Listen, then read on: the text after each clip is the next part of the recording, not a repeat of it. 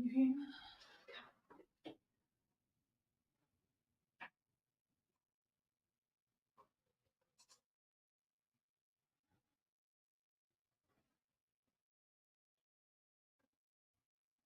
Mm-mm.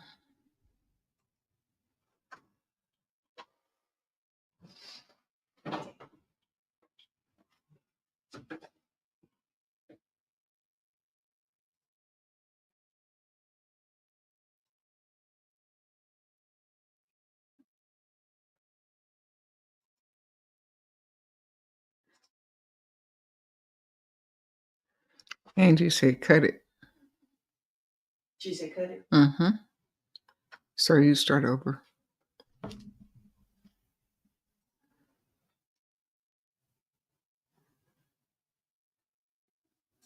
Give me just a second.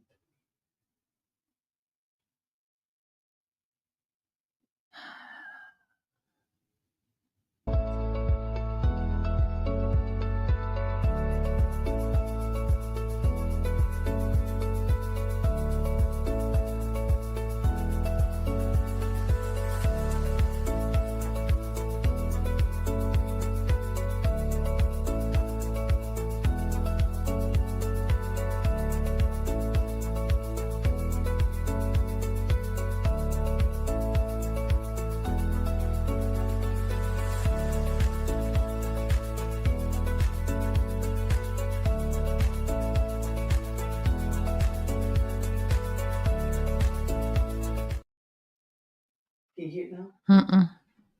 Mm-mm. Mm-hmm. Hello, I'm Sharon Douglas, your host for Things You Need to Know. I have two dynamic women with me today. They just so happen to be attorneys, and they have brought a wealth of information to us. I'd like to introduce the first guest, Colette Hote, Colette and Associates. Hello, Colette. Hello. Colette, tell us a little bit about yourself. Well, as you said, I'm a lawyer. I have been involved in minority and women business programs, disadvantaged business programs, for over 35 years. I work with agencies and larger prime contractors to ensure that their contracting practices are full and open and inclusive. And I also do a lot of expert witness testimony, trainings, writings, and speaking on these issues. Thank you so much, Colette. We also have Angela Berry Roberson, who is the previous administration senior U.S. DOT advisor. Angela, tell us a little about yourself. Sure. Like I said, I am an attorney. However, I call myself a recovering attorney.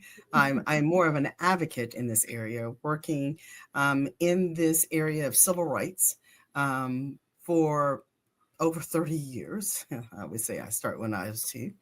But on all different perspectives. I've worked in the public agencies. I've worked in private consultants as well as contracting. I've worked for small businesses, but all in the implementation of the program. I've only worked when I was working with the federal government recently in the Departmental Office of Civil Rights, working on the policy and supporting the office on especially the new DBE rule. Excuse me. Thank you, Angela. ACDBE rule. My aviation folks would get real mad about that. But okay. I understand. Mm-hmm. Thank you so much, ladies. And I must say that I've known these ladies for a number of years, and I appreciate you taking time out of your busy schedule to be here. Now, let's go to things you need to know. This week, there have been a lot of executive orders about DEI and DEIA. Colette, can you clarify what those documents mean or what they didn't mean? Well, I'll try. There are really 3 orders that it seems to me that contractors would want to pay attention to. The first one does concern quote unquote DEI, which is undefined, but basically the Trump administration is directing agencies to immediately terminate any so-called DEIA, and the A is for accessibility, terminate any programs, essentially zero out those offices, tell contractors who are working on these types of programs and trainings that they must immediately cease. And my understanding is that federal employees that are in those offices basically were told to go home. They're going to be put on administrative leave till the end of the month.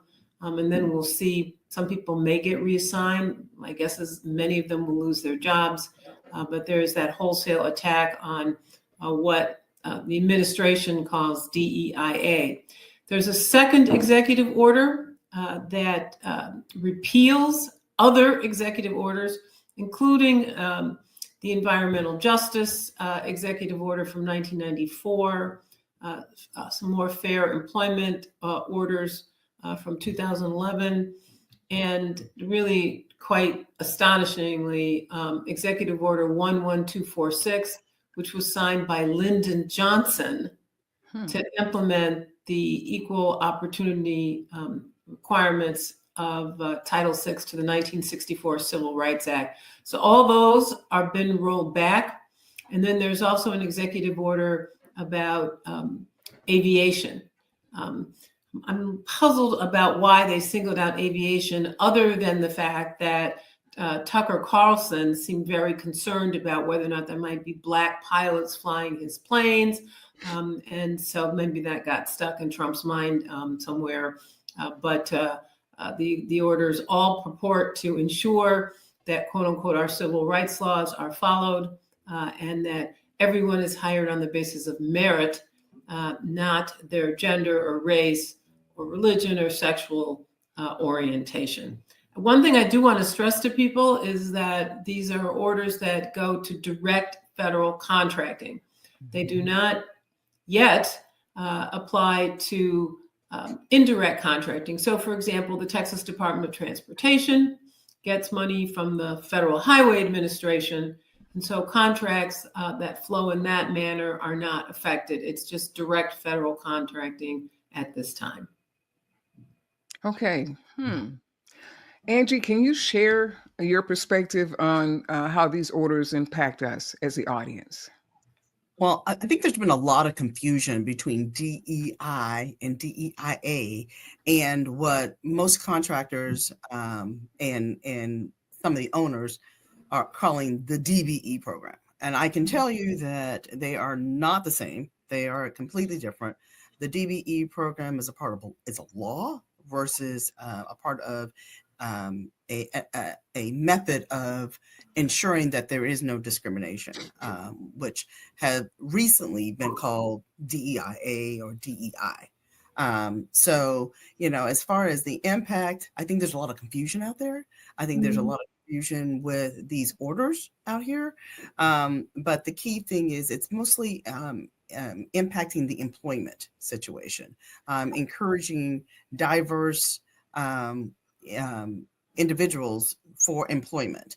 Again, the essence of the 11246, as Colette mentioned, is incredible to me, because the entire order was to address the lack of, or actually address the discrimination that was going on in the hiring practices, to encourage the inclusion of all, not necessarily the inclusion of certain people.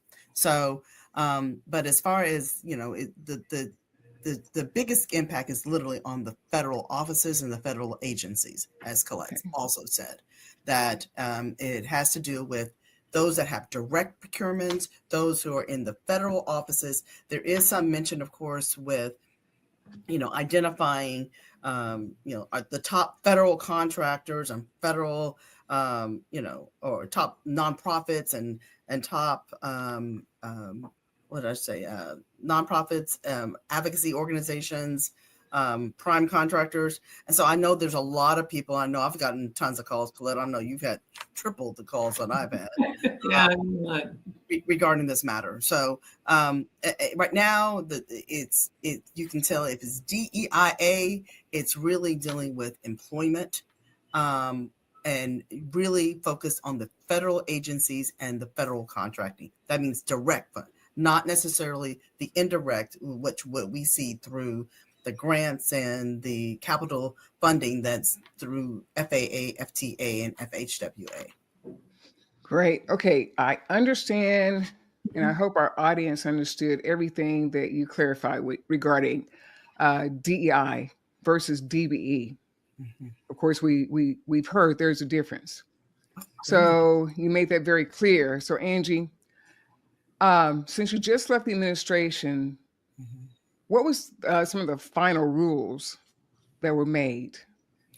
Well, the biggest one, of course, was made back in April of the last year, which is the modernization of the DBE program and the ACDB program, also called the final rule, even though it's not final. So now we call it the current rule as it relates to the DBE program. And what that did is address some of the measurements and some of the I guess the practices that are kind of antiquated now. So like the measures of COVID are have been adopted. So you can have virtual on-sites. You can talk about the personal net worth. It's risen extremely, not extremely, but a lot to come in terms of what the economy is like today. There are some, of course, some certification provisions that have been streamlined to help on that. The increase of monitoring to making sure that with the commitments that are happening, that, if you committed to it, you need to have some accountability. So there's additional aspects as it relates to that. And so many more. I mean, mostly the certification elements were addressed to bring those kind of modernize those up into time, especially the personal net worth, which is the P&W is what we called, and increasing that for, what the current economic, is it perfect? No, it's not perfect. Somebody asked, oh, can you up it to 10 million? I'm like, come on. It was 1.8 and it went up to a significant 2.0 something. To give the so which is a significant increase. And then again, and it also removed retirement as a basis for personal net worth, which the retirement assets, a lot of people were feeling like, and I agree, feel like that they were getting detrimentally impacted for, preparing for their future. And so I think we recognize that. And so that has been not necessarily a factor in determining your personal net worth. Interstate certification, a lot of people, even though some of these practices were in place when the rule came out back in 99 and even the updates in 2014, but they just necessarily were not emphasized or in practice. So like interstate certification is one of those. And so now with interstate certification, if you're certified in your, what used to be called a home state, now it's called the jurisdiction of original certification, or JOC, that if you are certified in one area, or at least at your original certification, then all you have to do is submit and go through a very streamlined process. And within 10 days, 10 business days, that's 2 weeks, you should be able to be certified in the following state. So instead of going through all the paperwork over and over again, and people were doing it different ways, now it's a uniform way to where if you're certified as a DBE in your JOC or in a state, then you should be able to get certified within 10 days at other jurisdictions, or at least for the DBE certification. I can't talk about all the other ones, but the DBE certification. That's just a few things that happen. But I encourage you to go to the website. There is a website to look at all the updates, and there's also trainings on board, which I encourage everybody to listen to. So yes, I agree with that. I agree with that. Ladies, I have one other question that I'd like for both of you to touch on.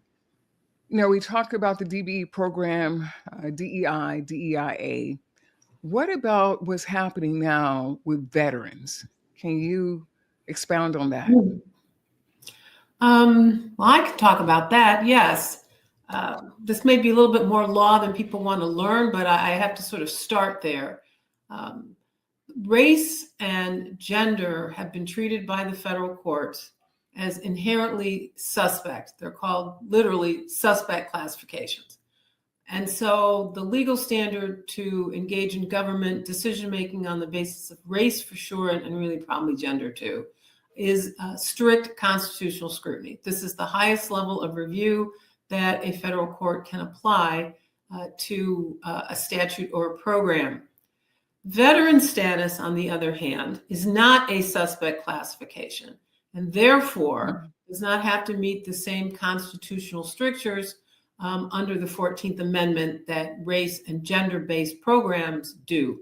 So the veteran component of various programs really has not been subject to attack. And I do note that in one of the executive orders, I think it's the one about wasteful programs, they do specifically exempt veteran programs from these cuts, and the idea that civil rights is somehow reverse discrimination against white men and is leading to the elevation of unqualified people and contracts with unqualified contractors. So my expectation is that the veteran programs will remain intact. And the same thing might be true for disability, although of course the administration has tacked on accessibility to the term DEI. But veterans, I think veteran programs will probably be fine. And veteran programs are not civil rights programs. I think that's an important distinction. We have absolutely zero evidence that veterans are being discriminated against in contracting. I can't speak to employment, but in contracting, and now the many, many disparity studies that our firm has conducted, we just don't pick up any discrimination against a business or a business owner because of veteran status. So that's my expectation anyway, Sharon, is that the veteran programs will remain, even if all the rest of the civil rights programs are trashed. Thank you so much for the input, Colette. I'm looking back at the situation of hearing from different people. I've gotten phone calls regarding veteran status, making statements such as veterans are going to take over where DBEs are going to be kicked out. Have you ladies heard anything about this? Well, I hear people say stuff like that, but I think it just sort of displays a lack of understanding about how this works. Yes. And Angela may have some other thoughts about this, but the Disadvantaged Business Enterprise Program, and when we say DBE, what we're talking about is the Disadvantaged Business Enterprise Program for the United States Department of Transportation. This is a very specific statutory grant of authority to US DOT to have a race and gender-based program. Veteran status has never been a presumptive group in the DBE program. It never has. So certainly someone could always has been able to come in on an individual basis, and if you can establish to the satisfaction of the certifying agency that you have experienced systemic and continuing discrimination because you are a veteran, well then they would have certified you as a DBE. So I think people are kind of confusing a bunch of concepts. Honestly, what I think that really is about is just a fear that, in fact, minority businesses and women-owned businesses, and quite frankly, especially Black-owned businesses, are going to be pushed out in favor of veterans who will presumably be white and male. True. Well, I can say it's really interesting, if I can, Sharon, I'm sorry. Yes, please go ahead. Is that, with the current DBE program, which is alive and well, I think everybody needs to understand that the current DBE program is still functioning as it has over the last years. And of course, impacting the new rule that we just talked about. Oh, not the new rule, but the updates of the rule. And so veterans, if they fall into, those classifications, have always been included.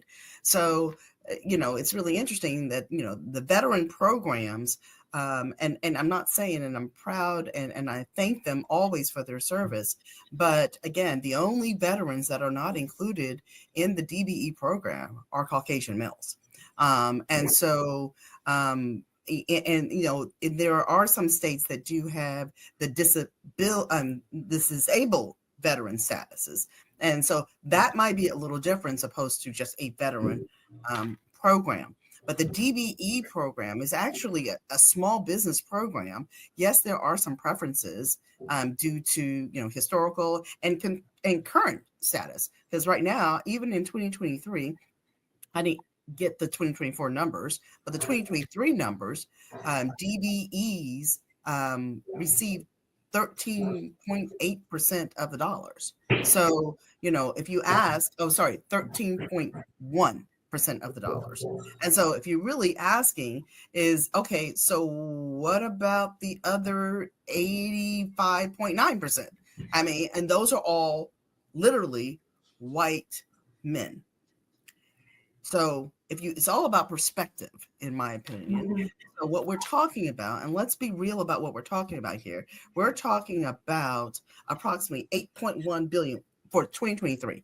I don't know the 2024 numbers, and probably higher because of the bill funding and the IIJA money that's going in, pumping into the economy right now. And so out of the $62.2 billion that was spent in FY 2023, DBEs were awarded or committed to 8.1. So we're talking not the dollars or the extremes that I think many people are believing that, oh, all this money is going to certain classes. And then of that money, I can tell you that, again, we always talk about, race and gender. Of that, Caucasian women received over half of that. True. That is so true. 8.1 billion. And then you start looking at the various different demographics. And I'm not trying to separate. I'm just trying to have everybody understand the consciousness of how much we're talking about here.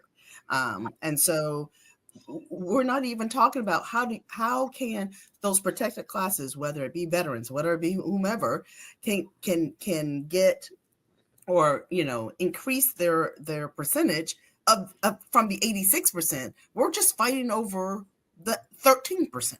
So I'm just it's incredible to me. But there's been talks about, other classes also joining into the DBE program. But right now, the DBE program is a small business program based on a certain level of criteria.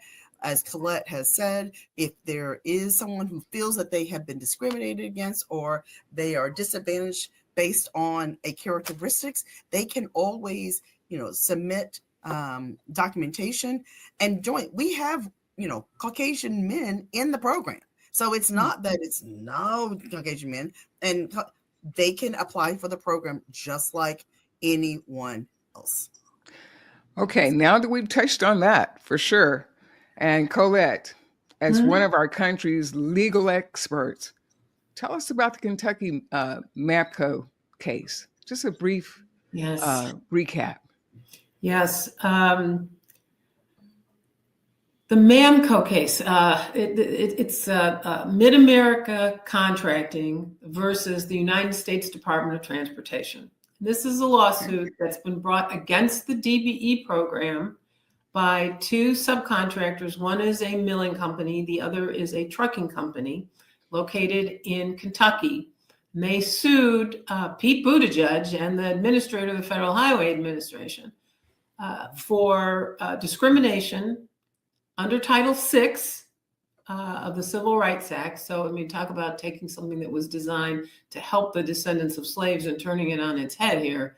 And they have they allege that the program discriminates against them, and the district court judge, this is the trial court level we are at, agreed and held that the federal government would have to come up with identified instances of intentional discrimination against every single one of the groups that are presumptively socially disadvantaged in the DBE program, which we can have a long conversation about that, Sharon, if you think people are interested. But I guess I would submit to you that is impossible.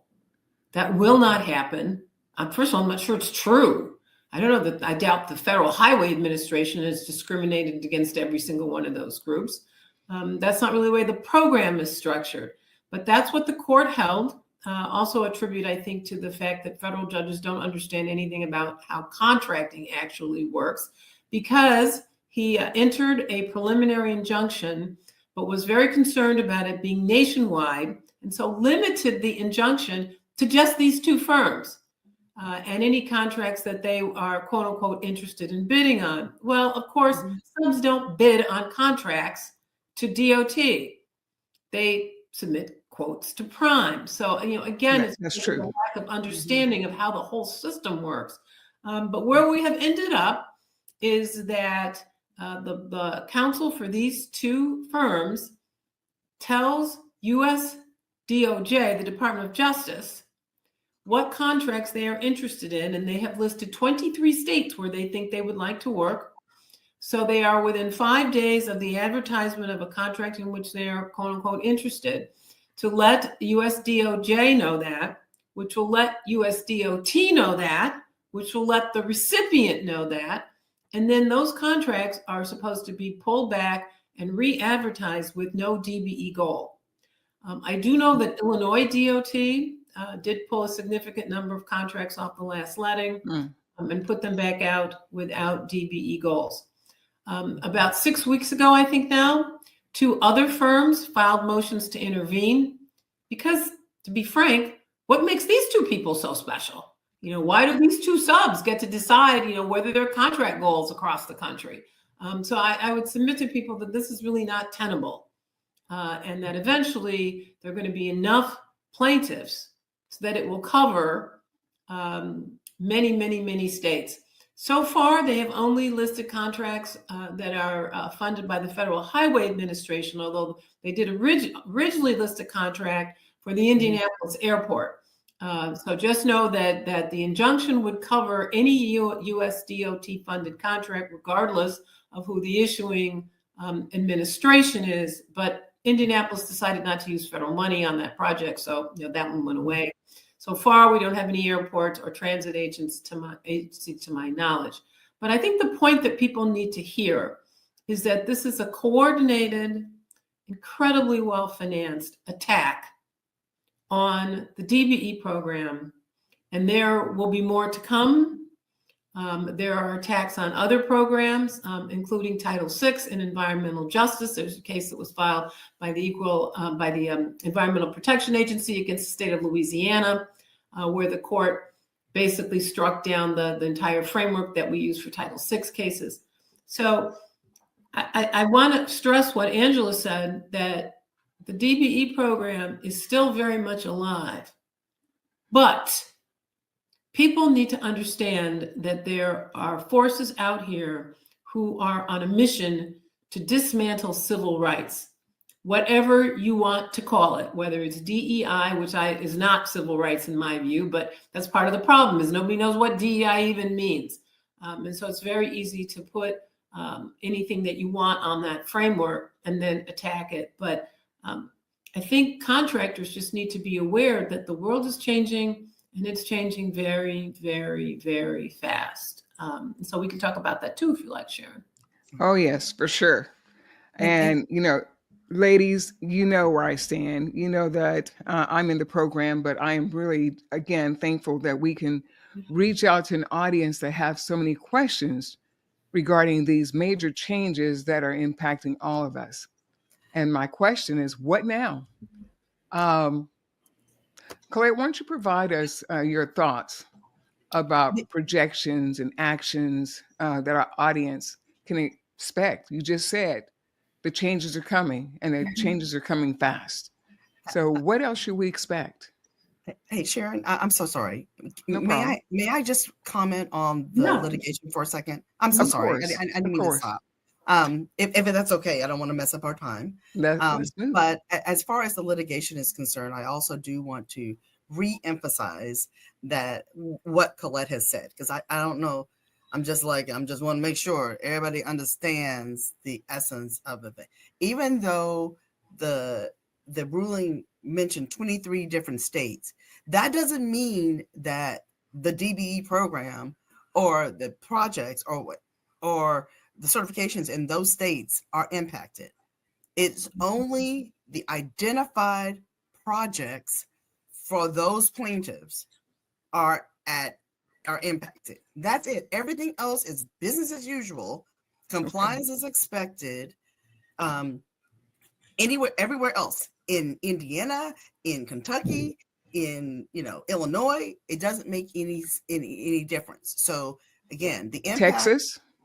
Texas, they haven't even identified a project in Texas. Okay. So definitely in Texas, it is business as usual. You set DBE goals where, the Department of Transportation wants to set DBE goals, or any of the transit authorities or the airports continue to operate the DBE program and the ACDBE program as according to 49 CFR Part 26, as well as 23, and the approved programs. In fact, Secretary Buttigieg sent out a letter to some key organizations in the industry to re-emphasize that before leaving office. And so I just want to make sure that everybody understands that, yes, I'm not saying sit on your laurels and just like, okay, we're good, the program is good. Heed Colette's warning.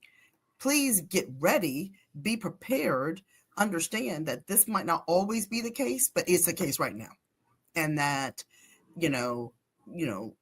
be sure to understand that, if contractors, and I've heard this, contractors and consultants telling DBEs that we no longer need to use you because the president took away the DBE program. That is not correct. Yeah. If they say I work in the state of Texas, then that state of Texas is on that list, therefore I don't have to use you on that is incorrect. I think everybody just needs to understand that it is business as usual so they said keep working until somebody tells you who in an authoritative motive, and you better get it in writing from either the owner of the project, not just from your contractor, that the DBE program is no longer intact. And that should be a national-wide, it might not be national-wide, but definitely you can talk to the Federal Highway or FAA or FTA, the regional representatives,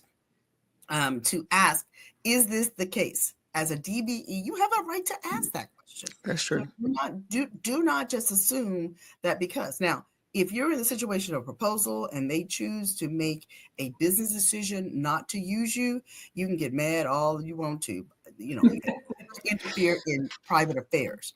But if the goal is on the project and it has not been identified by those two plaintiffs, just those two plaintiffs right now, because I don't think the courts have accepted the two plaintiffs who want to join the case. I don't believe that's happened yet. Yeah, the motion to intervene is still pending. We'll see what the court does about that. So Angela's right. Of course, the DBE program is intact and it does apply.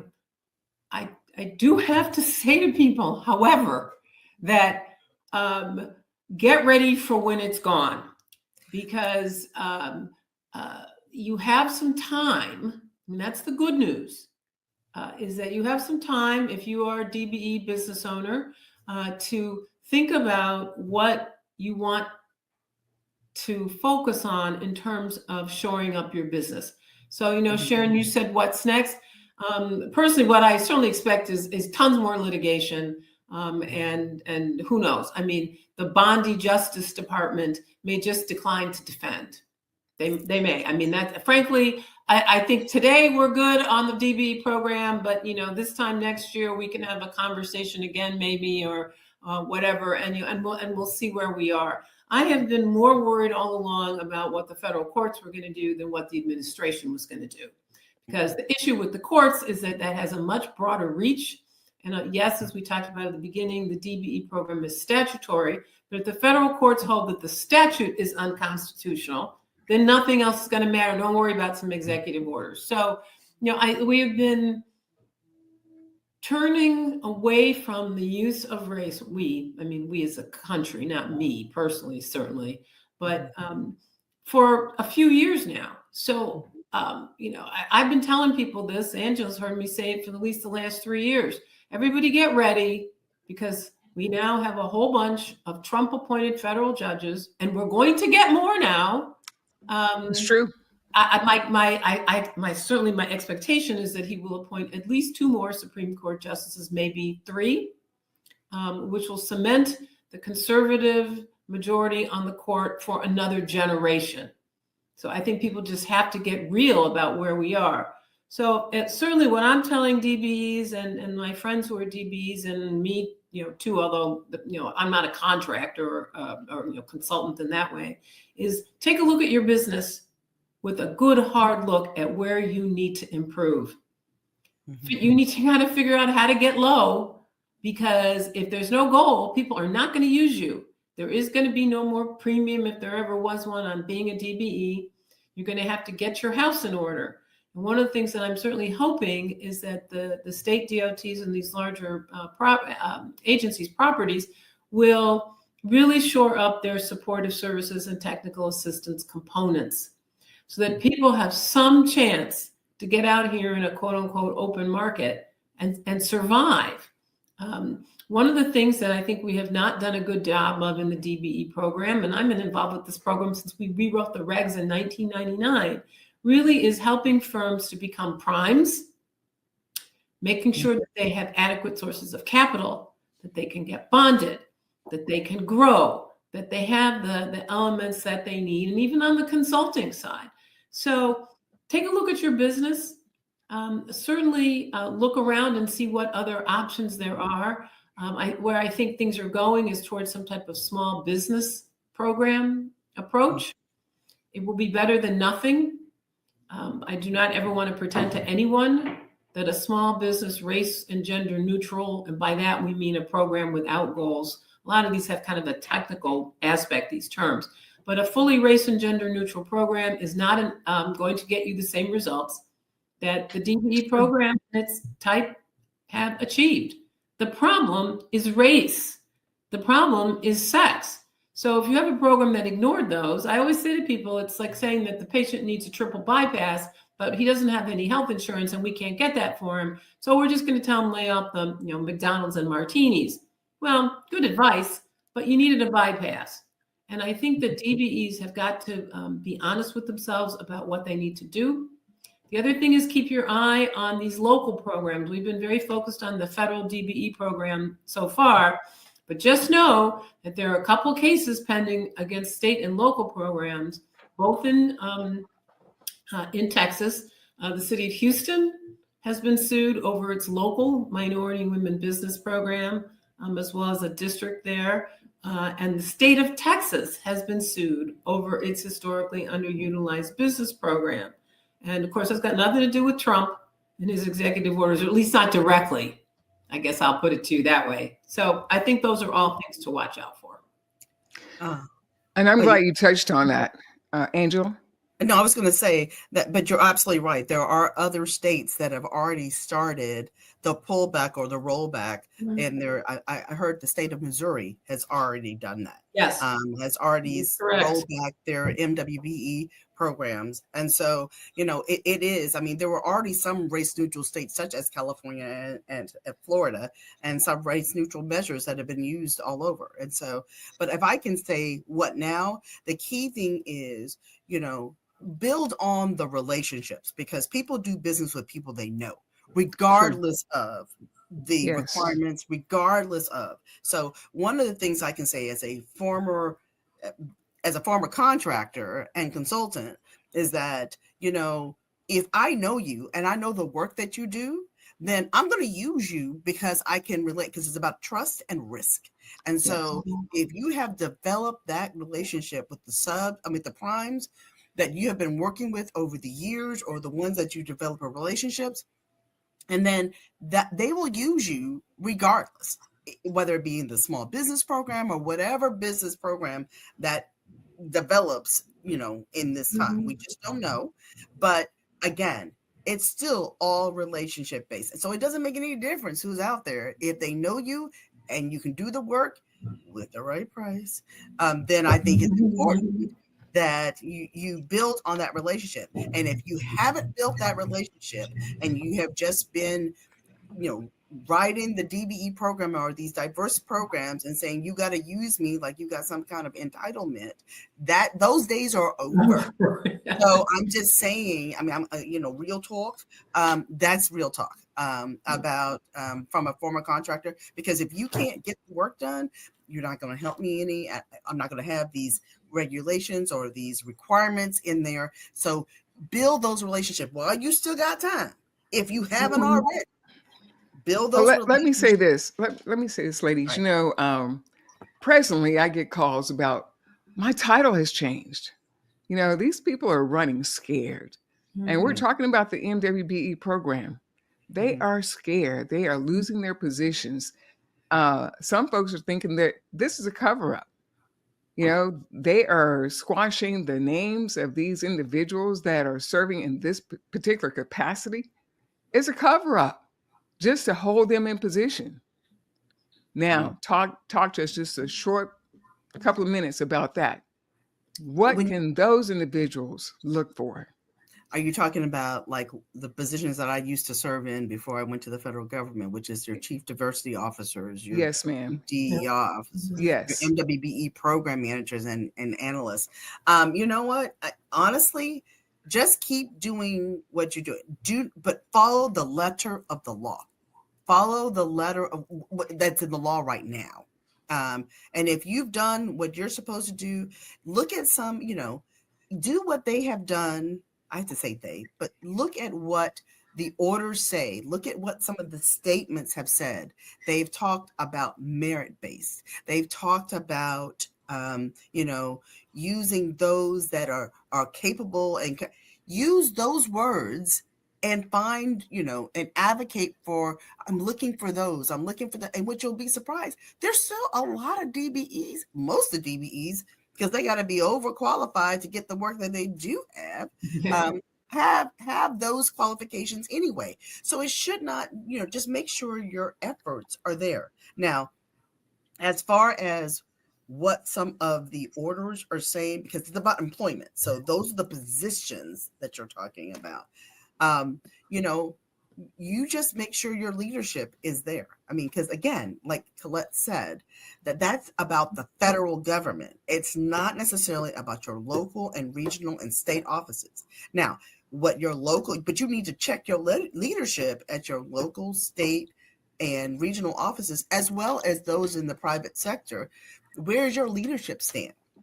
What is that? Because if there are some, have said, we understand the business case for having diverse thought and diverse contractors for either community engagement or because they've got that relationship and we trust them and we're not looking. I mean, the orders and the information talk about a colorblind. I'm colorblind. I just do the ones who know how to do the work. So those are the language. Those are the things. Stop pushing, I need minority business this, or I need, women-owned business that. Just talk about the firms. Talk about, I want reliable, I want merit-based, I want, use those languages. And so, and be strong about that. Because if you think about it, the DBE program is not an entitlement program. It is. You still got to do the work. You still have to have the capability of those requirements that are in the procurement documents. That has nothing to do with the DBE program. Do you meet the criteria and the qualifications that the procurements are asking for? So as long as you're doing that, don't care what color you are. And so as advocates or in positions where you're responsible of making sure that you have the right firms in the right spots and to do those supportive services to make sure that there's capacity with the small businesses and everything like that, do that. That's what I say. Okay. And I don't know if I've stepped out of bounds, but hey, that's why I ask you ladies to come on this show. This is real information. Yeah, now, from each one of you in closeout, give our audience a projection of what we're looking at. 1 year, 2 years, what is it? What do you think it is? Because we know there's nothing written. We know how the administration is going right now. My personal thoughts. Give us something that you think we should look forward to? Well, I think it's going to vary depending on what types of programs you're talking about and what level of government and what private sector firms. Seems pretty clear to me that the Trump administration is on a mission to implement the policies and approaches that Trump has been talking about since he came down that escalator in 2016. This is nothing new. And so my expectation is that the administration essentially is going to gut the civil rights functions and civil rights programs.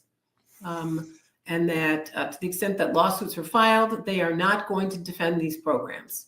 I just don't think so. So sad to say, and I don't mean to be casual or flippant about this in any way. I'm watching my entire professional life's work fall apart in front of my face. So it is an incredibly distressing and upsetting and scary time.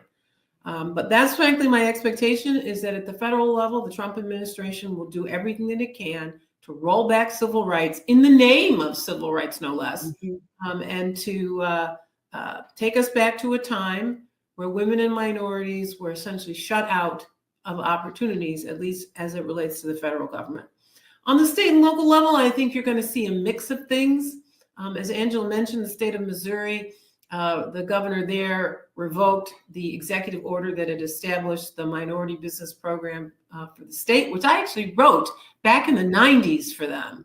But they never got it passed into statute, so it was very easy with a stroke of the pen, gone. States that don't want to do anything will have carte blanche to go off and drop their programs and maybe move to small business. Other communities, like my hometown of Chicago, will fight to the death to keep their programs. There is no way that the mayor of the city of Chicago is just going to go, okay, whatever. That's not going to happen. So I think you're going to see a mix of things. I think many agencies are going to move to this type of small business, local business model. On a positive note, if I have anything positive to say about any of it, I do think that it's an opportunity for at least the public sector to do what at least some of us have been telling people to do for 30 years, which is to change its own behavior to support small businesses.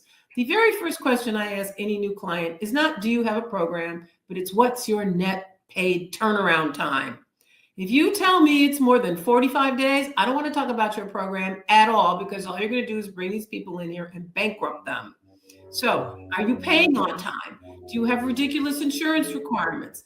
Are the specifications written in a way so that they are more inclusive and different types of firms, like kind experience, those kinds of things? Are you trying to unbundle or disaggregate your contracts so that small contractors can do them?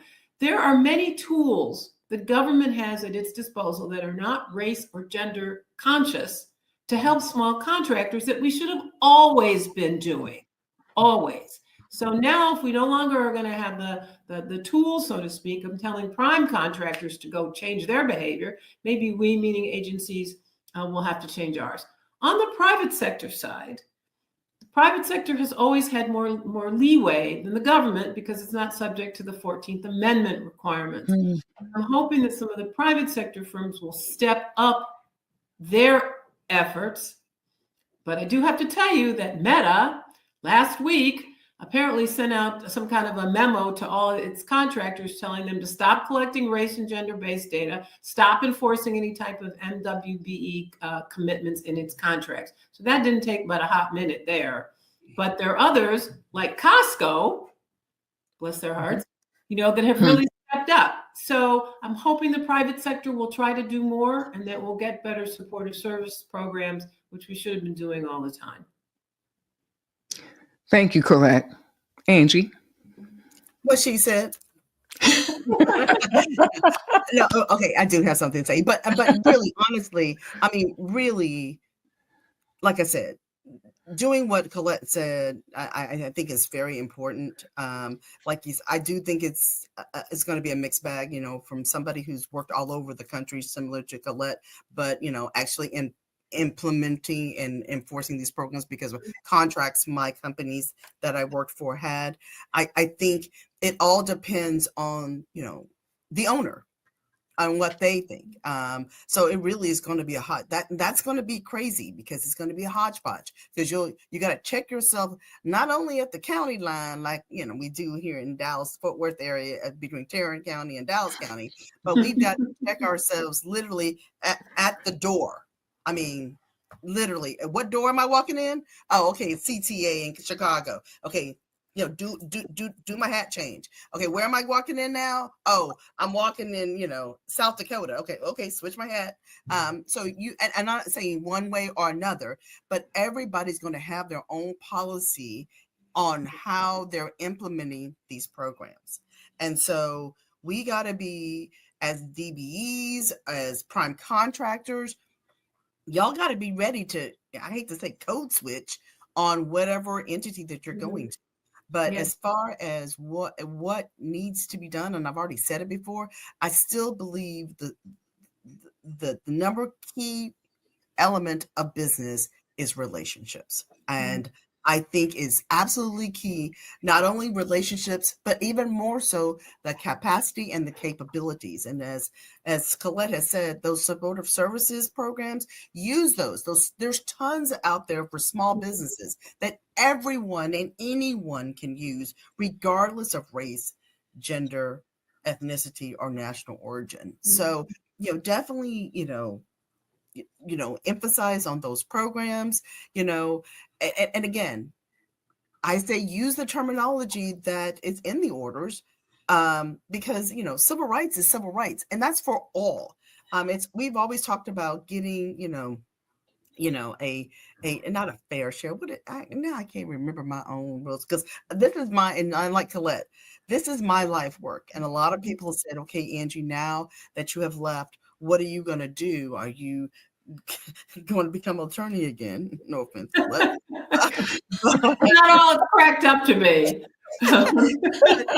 but honestly, and I'm like, you know what? I have been a civil rights advocate for years, ever since I got out of law school. And so it's in me, not, picking one people over the other, but for the service of all, so everyone can, level the playing field, and making sure that everybody has access to the opportunities in transportation. And so I think, I will be a lone read, but I think I got another weed with me, Reed with and Colette, and so many others that are, pushed to, what do I do? What do I not do? I mean, there is a community of us, and I think there's more than you think of us who understands. It might be in pockets, I believe this, but not this. I believe in that, but not this. And I'm like, you know what?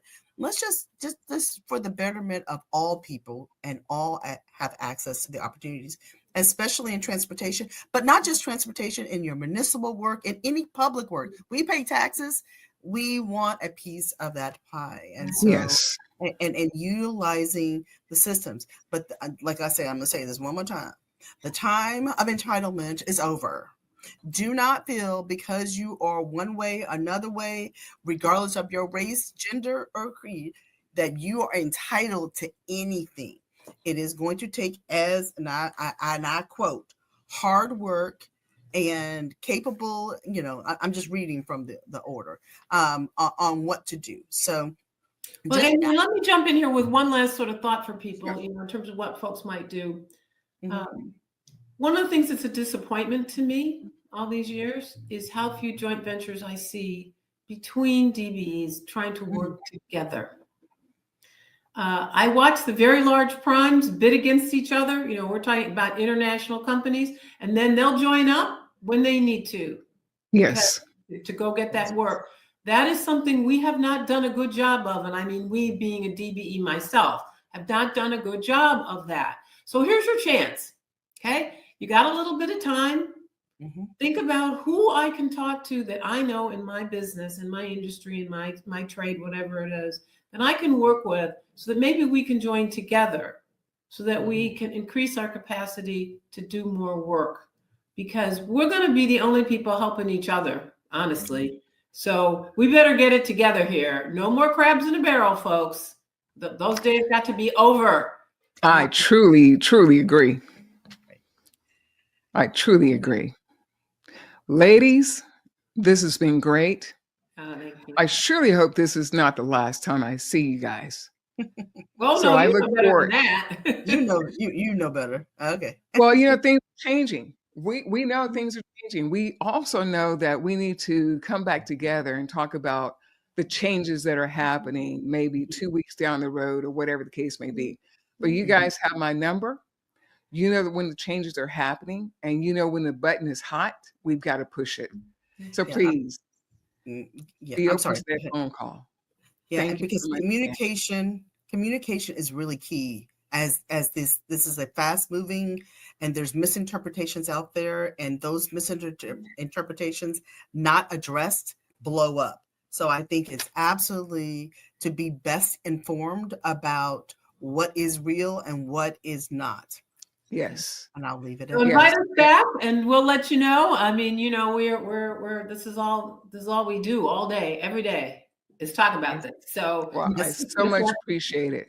thank you so And much for having us. You thank you. And you got definitely. it from the mouths of two dynamic women. They're attorneys. So I'm Sharon Douglas, your host for Things You Need to Know. We look forward to seeing you next time.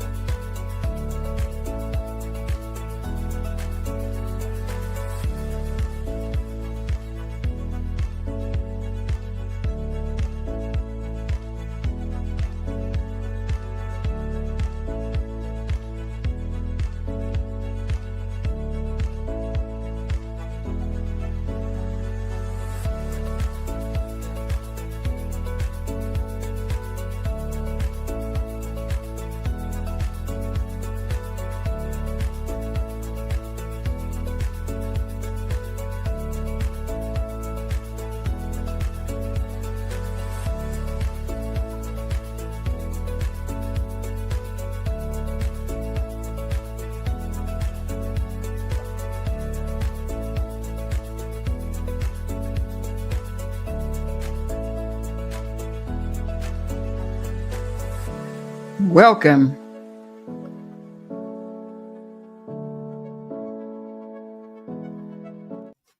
Welcome to Things You Need to Know live with our Q&A session.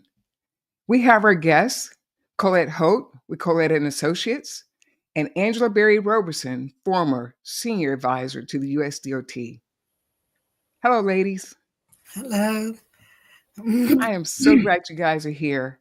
Now, for our audience, if you have questions, please put those questions in the chat. Woo, I guess we do have questions, ladies. Oh, okay.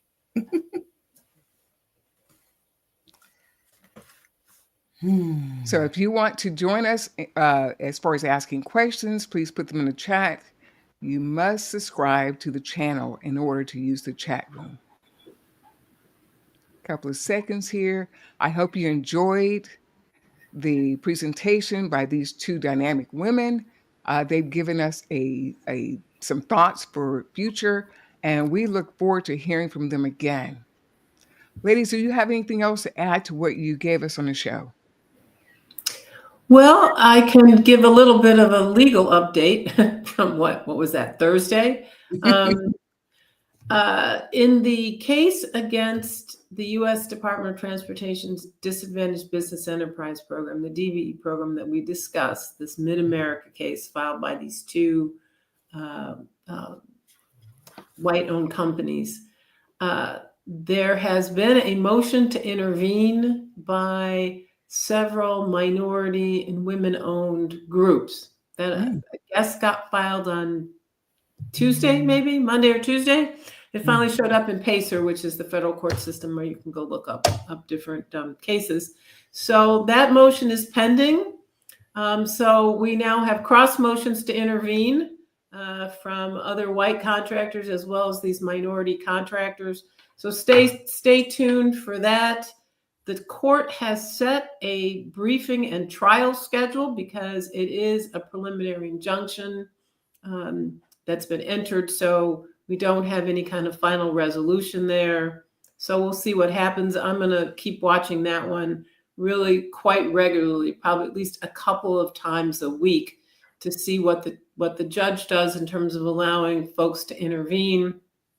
I assume on some type, at least for the MBE groups, on some type of third-party beneficiary theory, that they are the intended beneficiaries of the program and therefore have a right to sue. I just have to tell people, this may be more law than people want to hear, but third-party interventions under that kind of a theory are usually a long shot, but worth definitely trying. We'll see. So let's keep our eyes on that one. But the trial is now scheduled for January of 2026. So we'll see what happens with the new Justice Department coming in, because they are in fact in charge of this case for the federal government. The other thing is that we still don't have any answer filed in the case against the state of Texas for the historically underutilized business program. Defendant Greg Abbott is technically the defendant, represented by Ken Paxton's office, and they have asked for additional time to file an answer, which was granted. So nothing quite happening there yet, but I will definitely be monitoring those as well. Colette, thank you so much for the update. You see how things are changing? I mean, we just were here a few days ago. And as I said, it's always going to be a hot button. And when it's ready to push, I need you ladies to push it to us. We do have a question. I'm going to ask my producer to read that question.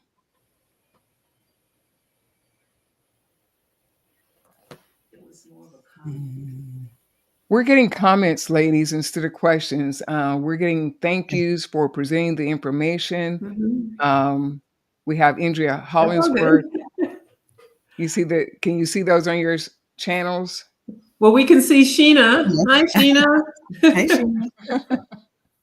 Yeah. We appreciate all of you joining us. There's Sheena. Andrea's on also, ladies. Mark is on. Of course. The usual suspects. Yes. Which is good. It is good. Yeah, because they need to reinforce what they have always known. Oh, Andrea, hi. Yes. Somebody ask us a question. Yes, please. Because otherwise, I'm going to talk about the probably illegal order that was issued, apparently coming mostly from Musk, that people could resign and remain in their positions until September 30th, be paid up until that point, and resign. And they have, I think, about a week to decide whether or not to take this offer, or they can stay and kind of see what happens. So we'll see. We'll see with that. Colette, we would love to hear that. Let's take Andre McEwen's question first. Right. First, he says, "Thank you. What will the operational impact on certification agencies? What will be this impact?"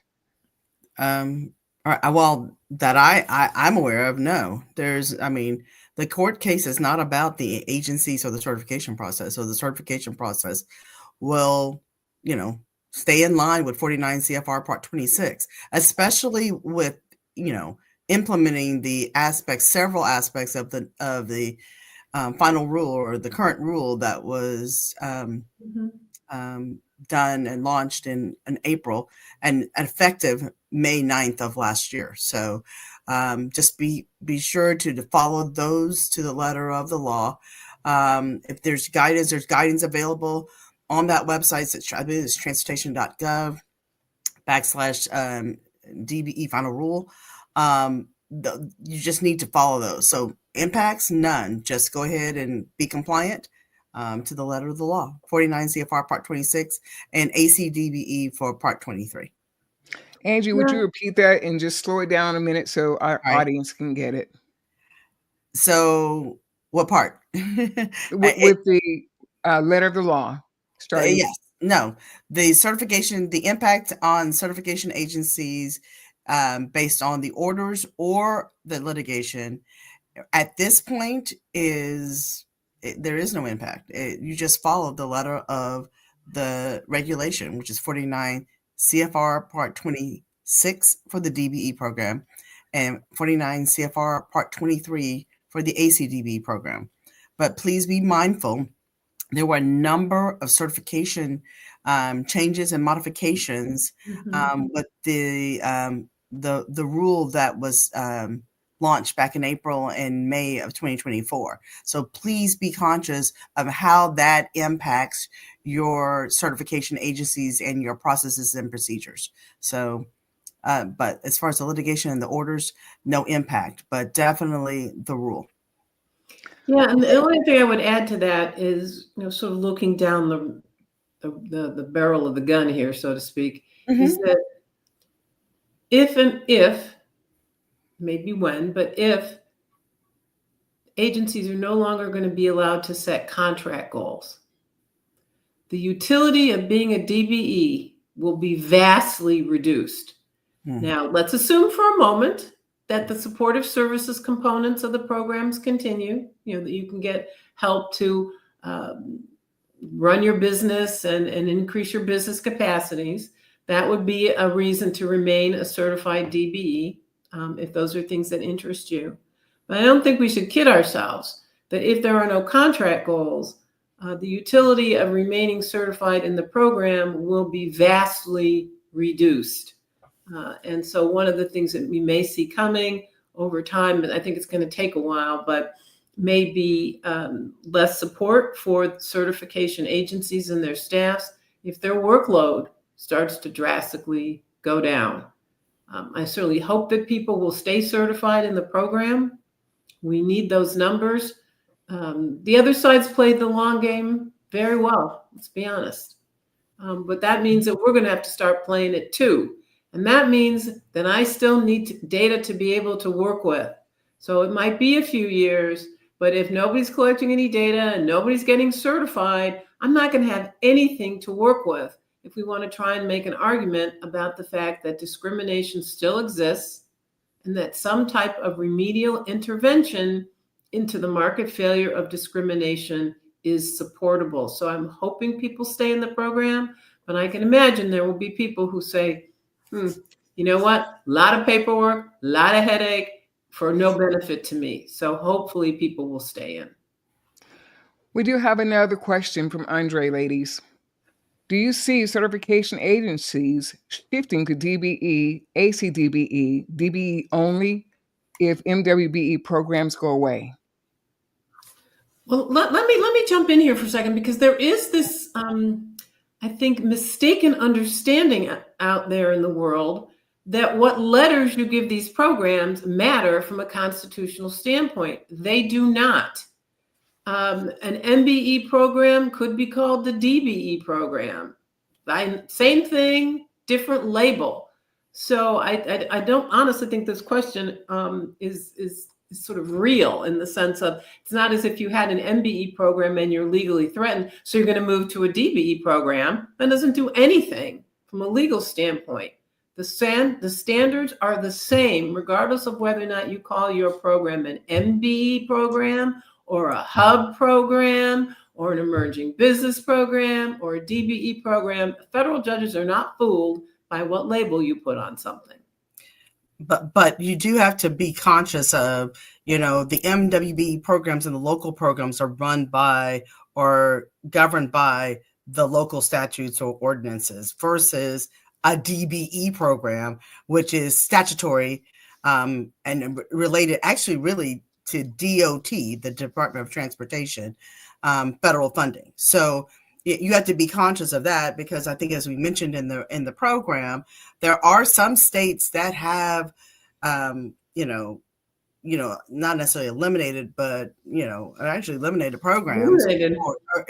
Programs, but that's because that's state or local or regional laws that did that. So, and I, like Colette was saying, again, changing the names, that doesn't necessarily make any difference. But if you're saying if the MWBE programs go away, will they flock to the DBE programs? That could happen. So you'll have additional DBE and ACDBE participation, but you still got to meet the standards of those individual, and they are separate individual programs. Like, there's an LBE program or a service disabled program. I mean, all the programs have their own, governance. So you have to make sure that that works one way or the other. Certification, I mean, again, it follows whatever is the process that regulates that. So you just have to be careful. Make sure you don't mix them, because they're different programs. They are not the same program. There's not a mishmash. It is separate programs. So I actually have some heartburn, I'm not going to say, of local programs calling themselves DBE programs, because it's really not the DBE program. Granted, you call it whatever you want to, but just make sure what that description is and what that really means. There's only one DBE program, and that's a DBE program. Well, but Andy, let me jump in here a second, because I think this is where some of the confusion comes. And of course, you come from the federal side in that sense, but there are a lot of local programs that call themselves DBE programs. And I personally think that's a good thing, because they are at least focusing on disadvantage, as opposed to some local and state programs that have no disadvantage component at all, where you're just a minority or a woman, and that, that's kind of good enough. So the terms get confusing. But what I want people to be clear about is that the constitutional standards are the same, regardless of what level of government is applying it, and regardless of what label you might want to put on your program. And that's true. I'm only talking about the federal side of the DBE rules, and I know there's other DBE programs, but I just think that you need to be clear on which DBE program you're working with. Yep. And there lies some confusion, but I just think whatever contract you're working with, whatever program you're working, whatever entity you're working with, make sure you understand the definitions and the qualifications of that program. That's what I mean. But yeah. Okay, ladies, we have another question. Yes. Will the DBE contracts that are already in effect be honored? This is coming from Carolyn. Well, probably. I mean, you have an existing agreement. I'm not sure there'd be much of an argument for saying, well, some future relief struck something down, and so therefore it's backwards looking. One of the things to keep in mind is that in the DBE case, all they were looking for is injunctive relief, which is forward looking. They didn't name any contracts. They didn't make any argument that existing contracts should be obviated or otherwise modified. So my expectation is that if you have an existing contract that is in performance now that has a DBE component to it, DBE goal on it, a US DOT DBE goal, to be very clear, that will continue. Okay, we have another question, and this is from Tracy. I believe she's saying, I want to confirm that DBE is still business as usual in the private sector. I mean, she said DEI. Does she mean DEI or DBE? Correction, Angie. It is DEI. DEI. No. Oh, well, yeah. I mean, presumably, Trump's executive orders only go to direct federal contracting, so they wouldn't have any effect on any private sector, quote unquote, DEI initiatives. That said, however, there is a provision in one of them that directs agencies to come up with a list of 9 private sector, quote, DEI programs that should be evaluated for potential review and litigation by the federal government. And one of the things to just, I know it's a frustration Angie shares, which is sort of this conflation of DEI with civil rights and DBE, because the DBE program and the MWB programs are remedial race conscious programs. They are not DEI. I'm not even sure what DEI is half the time. And I think this is a very vague term that people have been able to hang anything that they want to on it. So I'm not sure that the Trump people know what it is either. I hate to be so blunt, but I think for them, it's a synonym for anything that involves Black and brown people. Doesn't matter what it is. That's really what they're talking about. And they use DEI because that's a term they latched onto. So, but otherwise, no. I mean, private sector firms are standing up for their quote unquote DEI programs, many of them. Others are abandoning them. Which strikes me as much more of a political question than anything else. Okay, we have another one. Oh, this looks like a familiar person. Yeah, hi. Okay, what impact could this have to workforce goals and reporting? Well, I can tell you that, of course, one of the executive orders that was revoked was 11-246, which is incredible. It's been on the books for, 60s, 70 years. And that, of course, created the OFCCP and some of the workforce goals and reporting that are done in that area. However, there's still the EEO Act. So there is still responsibility, and there's still Title VI of the Civil Rights Act. Will it have an impact on the reporting? I believe that it will, as it relates to, some of the forms, the 1390, I think it's 99 and 98 forms. Yes, it will. Because from what I understand from the final rule, from the executive orders, and Colette, please jump in and let me know if I'm right on this, is that you don't have to do it and it will not be enforced. But that doesn't mean that if your company chooses to continue to get those information, because you need to know who your populations are, you're still doing community engagement. If you're doing a project in the middle of an area you need to know, and you're trying to encourage workforce of those constituents, then collecting those numbers and that data could be reported. So, but you don't necessarily have to report it. Now, Colette, help me if I'm wrong on that. Because no, that's right. That's right. You can still collect information if you want.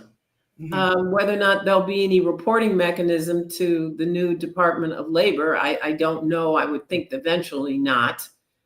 If you have a current contract that has requirements in it, those are now contractual and covenants of performance. So presumably you would still have to do those. So this all seems to be more forward looking. But people just need to contemplate the fact that Executive Order 11246 was signed by Lyndon Johnson in 1965. And nobody had thought that that was in play.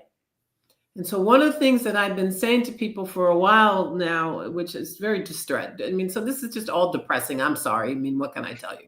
Is that in some ways we are worse off than we were before the George Floyd protests, because nobody thought 11246 was in play. After 60 years and everybody knows what to do in the contract and blah, blah, blah. Nobody was thinking about that. And so now they have gone after bedrock pieces of the civil rights legislation and structure from the 60s, things that came in place during the Johnson administration, during the Nixon administration. And so they have gone all the way back to that. And it just leaves me speechless, honestly. Okay, ladies, we have Johnny that have asked a question. First of all, he says, thank you, because supplier diversity contains the word diversity. It gets treated as DEI. Do you have suggestions as far as how to approach the difference in I'm looking at the camera and I'm having flashes here, in our roles? The words were being blocked out. Yeah. Well, I can say that DEI, the terms that I think that have come up over the last, 5, 6 years, are really terms as it relates to HR and the workforce, and employment, and making sure there's a diverse workforce, in an internal company, the internal workforce. Some of that DEI information has rolled over into the external, but it's usually an internal phase, whereas supplier diversity is definitely external. Now, you ask, is there any, what can I do to, make the differences clear? I've heard contract equity. I've heard, still got the E in there. But to make it distinctively different, and you just have to reinforce that, of course, with your internal folks, to letting them know that, DEI is an employment. I mean, you can read the orders and they talk about employment. They mention contracting, but really, it's not. But it depends on how your company is interpreting that. And so, as a supplier diversity expert in your companies, it would behoove you to making sure that they understand the distinctive difference, and that you're really working with procurement, not necessarily working with HR, and stressing it that way. Again, terms are terms, and people have been real loose with that DEI term for these last few years. So it's going to be hard, unfortunately, to kind of backtrack, but do what you can. If you got supplier diversity, keep pushing supplier diversity. Now, it still might be encompassed in some of this stuff, but I can do is try your best. And there are a number, look at best practices of other people, or not necessarily best practices, but look at other colleagues and what they're calling those departments, and see if you can piggyback on that. That makes it less aligned with DEI. But, again, I'm not trying to, DEI is not bad. You know what I'm saying? But I'm just saying, in this nature where we are right now, just stress the supplier diversity, and on the supplier side, more so, understand the diversity side, because you're still going to do what you need to do anyway. They're just words. Yeah, although, you know what? Personally, I changed the name. I changed the name too. I changed the name. Business opportunity, I kind of like. Yeah. Everybody likes opportunity, and God knows these people love business. So maybe think about that, or business support, or some other thing that's kind of vague and doesn't sound like it involves minorities and women. Right. That probably would be helpful. I think the other thing to think about is, in your own organization, have people been sloppy in lumping together anything that has to do with race and calling it DEI? So I will give you a live example. Some of you may have seen this. It happened basically over the weekend, that the Air Force basic training down here in San Antonio at Lackland Air Force Base had taken out a film about the Tuskegee Airmen and the WASPs, who were the women flyers in World War II, because it was seen as DEI. And I have to be honest, I take particular offense at this, because my father was an airman. And you can see, there's Daddy right there on the wall in his flight suit. So I was just appalled. So this broke in San Antonio, and then it went viral. And the new Secretary of Defense, Hegseth, said, we're on it. And then it was maliciously done, or some nonsense like that. What had happened, apparently, was that the film was in a module that was in some kind of HR DEI module. And this is what I mean about being sloppy, is that airmen have nothing to do with DEI. That should be in the history lesson. And so DEI has kind of become this place where we put anything having to do with Black people, and probably brown people too. So if you are in an organization, try to tease out of the DEI label the stuff that shouldn't have been there in the first place. Well, they've now apologized and the film is back in. But, the fact that it even happened, and I don't think it was somebody maliciously trying to make the Trumpers look bad. I think it was some poor Air Force guy. It was in the DEI module, and so he took it out. So we have to be very careful and vigilant about that. We have another question from Andre. Is there legal assistance, resource, partial availability for MWBE firms that may need legal representation and are awarded prime contracts as an MWBE that may risk an award change? Well, no, I mean, there's no legal group out there that's designed to, represent MWBEs. That, depending on what kind of contract it is, might frankly just be more just a straight up contract dispute. So you'd have to need to find a lawyer who, in your jurisdiction, that handles contract disputes, preferably if it's government, somebody who has some experience. There are lots and lots of lawyers, particularly in DC, that are very familiar with the federal acquisition regulations and all of that kind of stuff.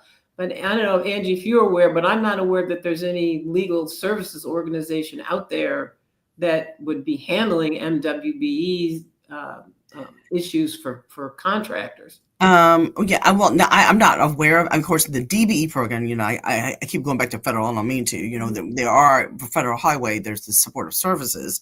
It's not necessarily legal, it's just helps that wouldn't be legal. Yeah, if you're looking for a lawyer, they can't help you. Right. What I'm saying is not legal. I mean, it's just supportive services.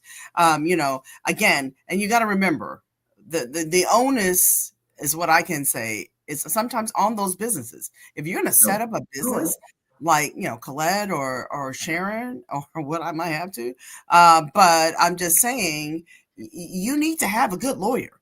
Yes. Don't necessarily always rely. I mean, when I was talking about entitlement, I wasn't necessarily being nasty about it, but a lot of times, small businesses and these programs become crutches, and opposed to the steps that they're supposed to be. But you've got to put skin in the game. I know not necessarily just your technical skills, but your administrative skills. And one of those is getting a good accountant and getting a good lawyer. So, and not a family lawyer. I mean, do a lawyer who understands the work that you're going to do. Yeah. So, I'm not sure, and I agree. I don't necessarily know of a resource, especially legal, but get a good lawyer so they can read your contracts. Get a good lawyer who has your best interest in heart. Is it a cost? I mean, you cost to go on a golf tournament and some banquets. You can pay money to an attorney, good attorney to do. I'm not being facetious. I'm being very honest. No, that's real, Angie. That's real. Very Let me real. make a comment to that. That's real. Yeah. I had some situations going on, and I had a friend of mine tell me, "You need a bulldog," and believe me, I went out and got a bulldog. Mm-hmm. So Andre has also made a statement that he was once supplier diversity manager, and his title changed to business development manager. That's a good one. Great. That's a good one. So that took that diversity out there for sure. And Andre and I have continuous conversations regarding this. The other thing I would say is, ladies, have you heard anything about NCTRCA and the status of NCTRCA's future? Not a word, no. I haven't. No, but I will say this, that it does seem to me that the private sector certifying programs like NMSDC, National Minority Supplier Development Council and its affiliates, and then WBENC, the Women's Business Enterprise National Council and their affiliates, particularly need to stay on top of these issues, because most of the government agencies won't take those certifications because they don't have what's required for, and that's been the law for 25, 30 years, that you need to be a socially and economically disadvantaged individual, and the firm needs to be small, and those certifications don't have a size restriction or any kind of type of personal net worth test that I'm aware of. Now, maybe there are some and I just don't know, but Those agencies, I think, really need to be thinking about what their pivot is going to be, because if the private sector's firms are abandoning their business diversity, supplier diversity, whatever you want to call it, programs, then there'll be much less need for those certifications. Same thing to the point originally about what's the impact on certification. Well, if there's no benefit to being in the program, obviously people aren't going to go get certified.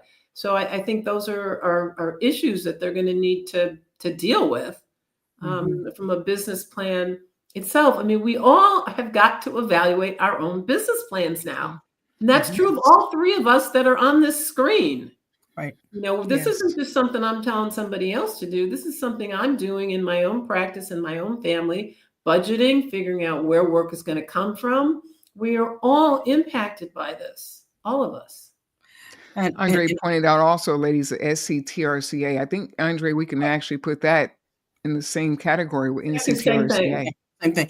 But here's the other thing that you have to understand. Those certification agencies work in place to assist public entities on doing certifications for them.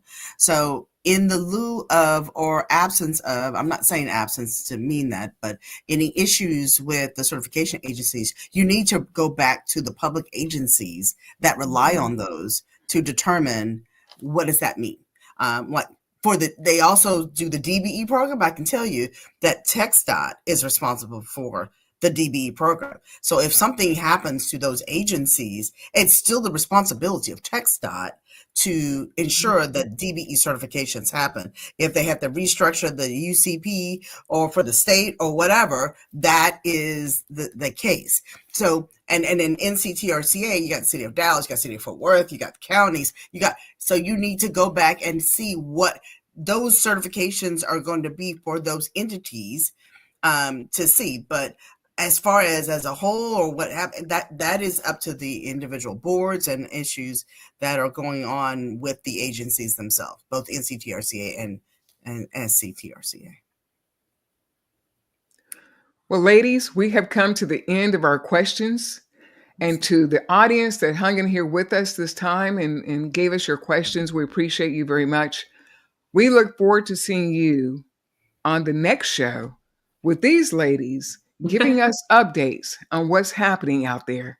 We know changes are happening swiftly, and I'm quite sure these attorneys will keep us abreast of the situation. Ladies, anything else to say before we close?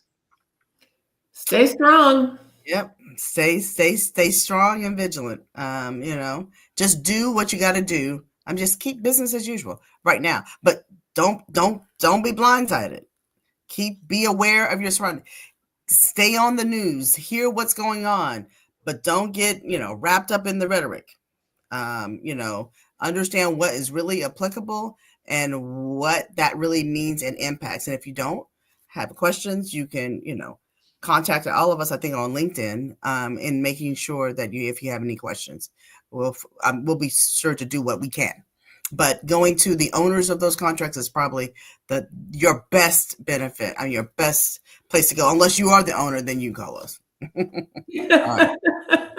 Thank you so much. Thank you. You've heard it right here. Yep. On Things You Need to Know with Colette Holt and Angela Berry Roberson. Thanks again, ladies. Next time.